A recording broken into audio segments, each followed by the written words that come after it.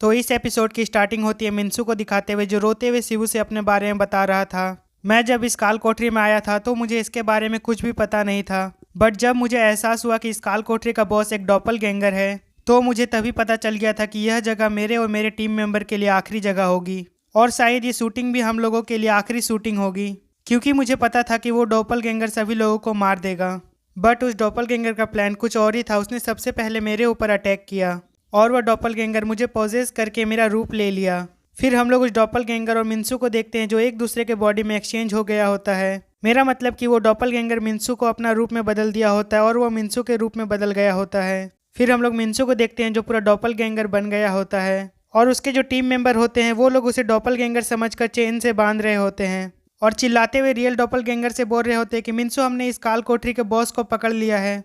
But जो real मिन्सू होता है वो उन लोगों से बोल रहा होता है, गाइस प्लीज तुम लोग समझो, मैं डॉपलगैंगर नहीं हूँ, मैं ही तुम लोग का असली मिन्सू हूँ। बट उन लोगों को मिन्सू की कोई भी बात समझ नहीं आ रही होती है और फिर मिन्सू फिर से उन लोगों से एक आखिरी बार बोलता है, यार तुम लोग समझ क्यों नहीं रहे हो, मैं ही तुम्हारा असली मिन्सू हूँ, तुम्हारा ग्रुप का टीम लीडर। बट वो लोग तो उसकी कोई भी बात नहीं सुन रहे होते, वो लोग तो सिर्फ उसे चेन से बांधने में लगे हुए होते हैं। फिर हम लोग उस डॉपलगैंगर को देखते हैं जो मिन्सू के रूप में होता है। वो मिन्सू को बनता हुआ देखकर स्माइल कर रहा होता है। फिर हम लोग मिन्सू को देखते हैं जो रोते हुए बोल रहा होता है, तुम लोग अच्छा किए गाइस, तुम सभी ने बहुत अच्छा काम किया, वेल डन। जो रियल डॉपलगैंगर है उसे आज़ाद छोड़ दिया और मुझे बांध कर रख दिए हो। फिर हम लोग उस डॉपलगैंगर को देखते हैं जो मिन्सू के रूप में होता है। वो उस रेड पर्दे को हटाता है जिस पर्दे के पीछे मिन्सू को रखा हुआ था डॉपलगैंगर बनाकर, और वह मिन्सू के पास जाने लगता है। तो यहाँ पर हम लोग देखते हैं कि मिन्सू के जो टीम मेंबर होते हैं उसे वो छोटे क्रिएचर्स बेहोश करके उसी के रूप ले रहे होते हैं। बट हाँ, वहाँ पर जितने भी क्रिएचर्स होते हैं जो सभी टीम मेंबर्स के रूप ले लिए होते हैं वो सभी फेसलेस होते हैं। फिर हम लोग मिन्सू को देखते हैं जो रोते हुए बोल रहा होता है, जिन लोगों पर हमने भरोसा किया था वो लोग ही हमें ऐसे देखते हैं जैसे कि हम ही रियल मॉन्स्टर हैं। यार सोचो थोड़ा मुझे कैसा लगता होगा। यार मुझे अपने टीम मेंबर को इस हालत में देखने से अच्छा होता कि तुम लोग मुझे मार ही देते और मेरा सफ़र यहीं पर ख़त्म कर देते। यार बट प्लीज़ तुम मेरे टीम मेंबर को छोड़ दो, वो लोग मेरे भरोसे यहाँ पर आए हैं। यार प्लीज़ मुझे माफ़ कर दो, अगर यदि मेरी कोई गलती है तो मेरी गलतियों की सज़ा उन्हें मत दो, उन्हें सेफली जाने दो यहाँ से। यार क्या यहाँ पर कोई है, कोई प्लीज़ मेरी हेल्प करो, प्लीज़ कोई उन लोगों से मुझे और मेरे टीम मेंबर को बचा लो। फिर हम लोग अपने मेन कैरेक्टर शिवू को देखते हैं जो उस रियल डॉपलगैंगर को अपने स्केट फ्लेम से मार रहा होता है और वह मिन्सू फिर से बोलता है, यार कोई तो बचा लो मुझे। और यह आवाज़ सुनने के बाद शिवू उसके तरफ देखता है और फिर मिन्सू उस डॉपलगैंगर को मरते हुए देखकर बोलता है, यार मैं ये कोई सपना तो नहीं देख रहा हूँ ना, और ये फ्लेम कितना वार्म है, इसे छूने से मैं जल भी नहीं रहा हूँ जैसे कि हम लोग सपना में देखा करते थे। फिर शिवू मिन्सू की तरफ देखते हुए बोलता है, हेलो गो मिन्सू, तुम कैसे हो। फिर मिन्सू बोलता है, क्या तुम मुझे देख सकते हो। और फिर शिवू बोलता है, हाँ ब्रो मैं तुम्हें देख सकता हूँ। फिर मिन्सू बोलता है, तो मुझे पहचाने कैसे कि मैं मिन्सू हूँ, जबकि यहाँ तक कि मेरे टीम ने भी मुझे नहीं पहचान पाया। फिर शिवू बोलता है, मेरे देखने का नज़र बहुत अच्छी है समझे। ओह अच्छा हाँ, मैंने तुम्हें अपना इंट्रोडक्शन तो दिया ही नहीं, मैं इनवुक का बड़ा भाई हूँ और मेरा नाम शिवू है। फिर मिन्सू बोलता है, ओह अच्छा वाह, तुम इनवुक के बड़े भाई हो, मुझे वो लड़का बहुत पसंद है, वो वाकई में बहुत मेहनती है और वो यंग भी है। फिर भी वो अपने छोटी बहन और ग्रैंड मदर के लिए पूरी कोशिश करता है कि उन्हें एक अच्छी लाइफ स्टाइल दें। और हाँ, मैंने सुना था कि उसका बड़ा भाई 5 साल पहले गायब हो गया था।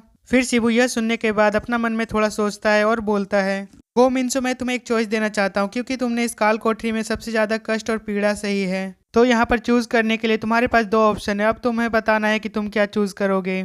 और वो जो मिन्सू होता है वो सोच रहा होता है, शायद मिन्सू मुझे मरने के लिए बोल रहा है, उसीलिए ये मुझे ऑप्शन दे रहा है कि तुम कैसे मरना चाहते हो। फिर मिन्सू शिवू से बोलता है, यार मैं तुम्हें कुछ लास्ट टाइम बताना चाहता हूँ कि जब मैंने उस डॉपलगैंगर को देखा था तब मुझे एहसास हुआ कि उस डॉपलगैंगर ने मेरी पहचान ले ली है, तो मुझे पता नहीं था कि वो ये सब करेगा मेरे रूप के साथ, तो मैं अब जिंदा रहकर क्या करूंगा, तुम मुझे मार ही दो अब। यार बट हाँ एक बात, मैं इस डीमन के हाथों से मरने से अच्छा कि मैं किसी दूसरे इंसान के हाथों से मरना पसंद करूंगा। फिर शिवू चिल्लाते हुए बोलता, अरे नहीं नहीं, तुम ऐसा क्यों बोल रहे हो, मेरे कहने का वो मतलब नहीं था जो तुम सोच रहे हो, मुझे तुम्हें मारने का कोई इरादा नहीं है। यार तुम मेरी बात को अच्छी तरह से समझ क्यों नहीं रहे हो, मैं तो इस डॉपलगैंगर की बात कर रहा हूँ जो मेरे हाथों में है, जिसने तुम्हारा रूप लिया था।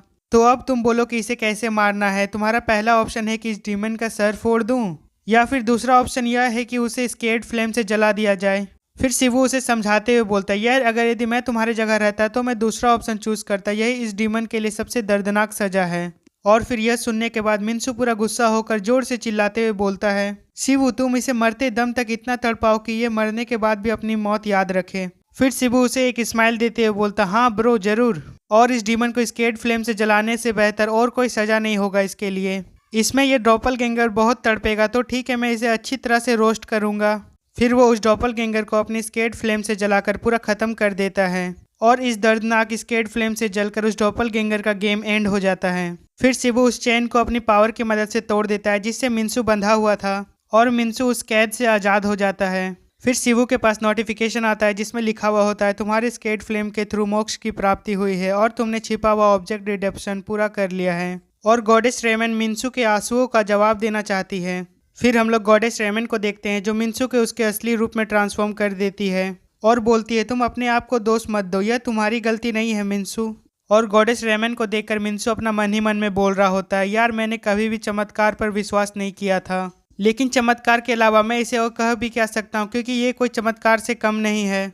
फिर हम लोग वही नोटिफिकेशन को देखते हैं जिसमें लिखा हुआ होता है, शिवू तुमने एक पूरा काल कोठरी क्लियर कर दिया है और यह काल कोठरी 1 घंटे में खुद नष्ट हो जाएगा और इस काल कोठरी को क्लियर करने के लिए तुम्हें 50 डिवाइन पॉइंट्स मिलते हैं और तुमने इस काल कोठरी के वर्ड भी खोज ली है तो तुम्हें और 100 पॉइंट्स मिलते हैं। फिर हम लोग शिवू को देखते हैं जो अपना मन ही मन में बोल रहा होता है, यार मुझे इसके बारे में सुनकर अच्छा नहीं लग रहा है और अगर यदि मैं इस काल कोठरी में पहले पहुंच गया होता तो क्या यहाँ पर चीज़ें अलग होती। खैर अभी ये सब छोड़ो, अगर यदि मैं यहाँ पर नहीं आ पाता तो यहाँ पर चीज़ें और भी बुरी होती। फिर वह सभी प्लेयर्स की तरफ देखते हुए बोलता है, ऐसा लग रहा है किसी को ज़्यादा चोट नहीं आई है तो वो सभी जल्द ही उड़ जाएंगे। फिर शिवू गॉडेस रेमन की तरफ थोड़ा घबराते हुए देखता है और गॉडेस रेमन से बोलता है, जब हमने आखिरी बार गुड बाय कहा था तो तुम घबरा रहे थे, इसीलिए मैंने सोचा कि मैं तुम्हें सालों तक नहीं देख पाऊंगा, बट मुझे यह उम्मीद नहीं थी कि तुम इतनी जल्दी फिर से दिख जाओगी। फिर वह गॉडेस स्माइल करते हुए बोलते, ऐसा इसलिए हुआ क्योंकि तुमने बहुत मेहनत की थी इन लोगों को बचाने के लिए। हाँ, मैंने तुमसे बोला था कि सी यू सून, मतलब कि हम लोग बहुत ही जल्द मिलेंगे, समझे बुद्धू। और यह बोलने के बाद गॉडेस रेमन हंसने लगती है। फिर शिवू उससे बोलता है, मुझे तुमसे यह उम्मीद नहीं थी गॉडेस रेमन। फिर गॉडेस रेमन बोलती है, मैं तुम्हारा चेहरा दोबारा देखकर बहुत खुश हूँ शिवू। फिर शिवू उसे हाथ दिखाते हुए बोलता, हाँ जरूर, मुझे भी तुमसे मिलकर अच्छा लगा, लेकिन तुम सबसे पहले यह बताओ कि इस बार तुम कितने समय तक रुक सकती हो अर्थ पर। फिर रेमन बोलती है, लगभग 5 मिनट तक रुक सकती हूँ और यह इसलिए हुआ क्योंकि यह जगह अजीब है, क्योंकि यहाँ पर किसी तरह का डायमेंशनल गैप है और मैं उसी गैप से तुम्हारी प्रेजेंस फील की तो इसीलिए मैं तुरंत यहाँ पर चली आई। फिर मिन्सू सोचते हुए बोलता है, क्या यहाँ पर कोई डायमेंशनल गैप है? तो शायद तभी मुझे इस जगह पे थोड़ा अजीब लग रहा था। तो क्या यहाँ पर और भी काल कोठरी हो सकती है? लगता है मुझे इस काल कोठरी को थोड़ा और गौर से देखना होगा चारों तरफ। फिर गॉडेस रेमन बोलती, यार तुम ऐसा व्यवहार कर रहे हो जैसे कि तुम्हें मुझे देखना पसंद नहीं है, लेकिन मुझे तो लगता है कि तुम्हें मुझे देखना पसंद है और तुम मुझे पसंद भी करते हो।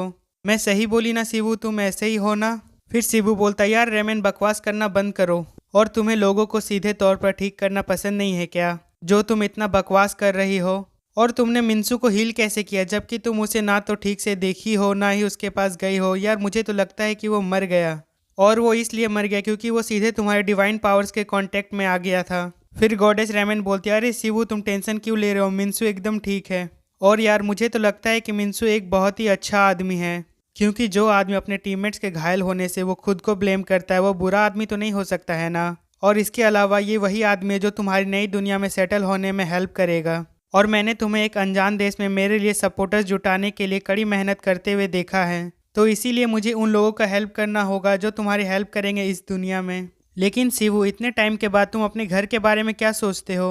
फिर शिवू बोलता है, इसके बारे में बताना थोड़ा मुश्किल है। फिर वह गॉडेस बोलती है, यार मेरे पास बहुत कम टाइम है इसीलिए मैं तुमसे इंपॉर्टेंट बात नहीं कर सकती हूँ, लेकिन क्या एक बात तुम्हें याद है, जब हमने कॉन्ट्रैक्ट बनाया था अर्थ पे, वही चीज़ हमारे डायमेंशन के लोग भी करते हैं, और यह बात यहाँ तक कि गॉड लोग के ऊपर भी अप्लाई होती है। तो इसी रीज़न से मैं दूसरे डायमेंशन से आई हूँ, इसीलिए मैं अर्थ पर चीज़ों को इन्फ्लुएंस नहीं कर सकती हूँ। तो भाई लोग, इन्फ्लुएंस का मतलब होता है प्रभावित करना, ओके। फिर शिवू चौंकते हुए बोलता है, क्या तुम अर्थ पर चीज़ों को इन्फ्लुएंस कर सकती हो? तो फिर अर्थ पर अपनी पावर्स का यूज़ करने के बारे में क्या रेमन? और तुमने तो अपनी पावर्स से मिन्सू को ठीक करने में भी सक्सेसफुल हो गई। फिर गॉडेस रेमन बोलती है, ऐसा इसलिए हुआ क्योंकि हम लोग के बीच में कॉन्ट्रैक्ट हुआ, सिर्फ मेरे और तुम्हारे बीच में, समझे?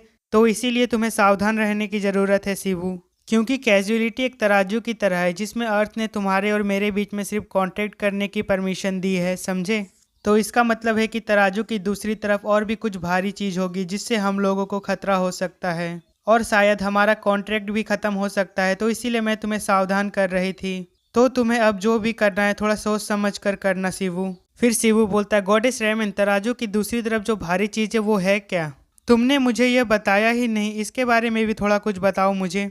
फिर शिवू अपना मन ही मन में बोलता है, मुझे लगता है कि तराजू की दूसरी तरफ कुछ ऐसी चीज है जो मुझे नहीं मालूम है, बट मुझे लगता है कि वो जो भी है वो गॉडेस रेमन से बेहतर है।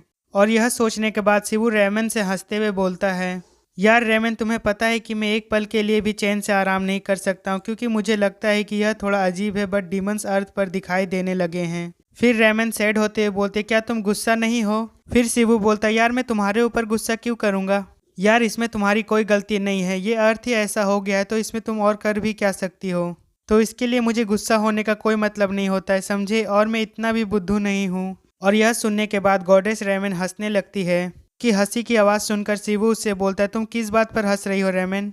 फिर रेमन बोलती है, नहीं नहीं कुछ नहीं, वो ऐसे ही। और यह बोलने के बाद रेमन वहाँ से जाने लगती है और शिवू उससे बोलता है, क्या तुम सच में जा रही हो रेमन? और यह बोलने के बाद शिवू अपना मन ही मन में सोचता है, यार शायद मैं गॉडेस रेमन से 10 सालों के बाद उससे अटैच्ड हुआ हूँ और मैं अब नहीं चाहता हूँ कि वो मुझे छोड़ के चली जाए। फिर वह गॉडेस रेमन से बोलता है, यार अभी तो तुम जा रही हो, बट चलो कोई बात नहीं, अगली बार जब तुम आओगी तो हम लोग साथ में फ़ोटो खिंचाएंगे और हो सकता है कि तुम्हारे फॉलोअर्स तुम्हारे फ़ोटो देखने के बाद शायद तुम्हारे ऊपर विश्वास करना स्टार्ट कर देंगे। फिर रेमन स्माइल करते हुए बोलते, ये सब छोड़ो शिवू, बट मैं तुम्हें एक बात बोलना चाहती हूँ। मैं जब तुमसे अगली बार मिलूँ तो मैं तुम्हें एक अच्छे लेवल पर देखना चाहती हूँ, तो तुम समझ गई हो ना कि तुम्हें क्या करना है? फिर शिवू चौंकते हुए बोलता है, यार मुझे नहीं पता, यार तुम सच में बताओ कि मुझे क्या करना होगा। फिर वह गॉडेस रेमन बोलती है, तुम्हें मेरे लिए मंदिर बनवाना होगा ताकि मैं आसानी से मंदिर के थ्रू अर्थ पर प्रकट हो सकूं, और साथ ही तुम्हें और भी ज़्यादा फॉलोअर्स गेन करना होगा। तो ठीक है, बाय, हम लोग बहुत ही जल्द मिलते हैं शिवू।